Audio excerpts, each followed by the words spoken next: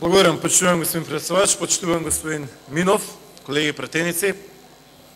Господин Минов, мислам дека во делот на македонскиот народ имаше поларизираност до моментот на изборите.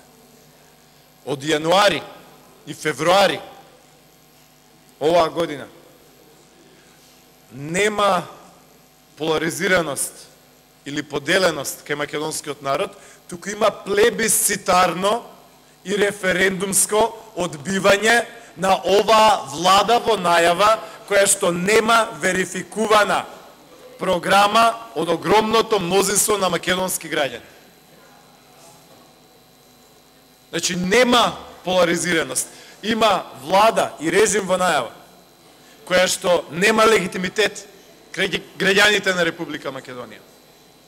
Господине Минов, ние пред малце чувме исто така една монструозна лага тука, која што ни вели 600.000 луѓе се иселиле последниве десетина години во Македонија. Ако е така, како во 2006 година 900.000 луѓе вкупно излегле на избори во Македонија, а пред малце ни кажа господинот Спасовски дека на предходно на избориве излегоа 1.200.000 луѓе.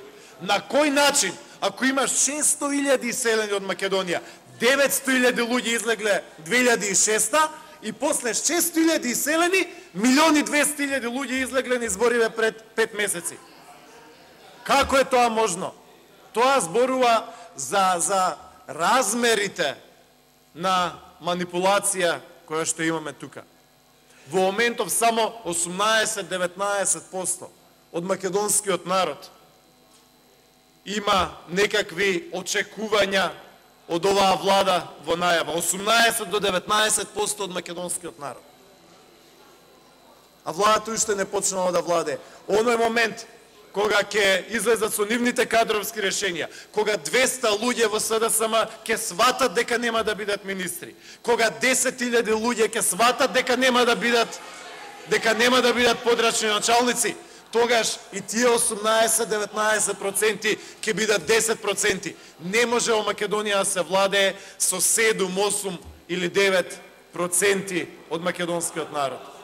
Владата уште не составена, веќе имаме огромно незадоволство од страна на македонскиот народ.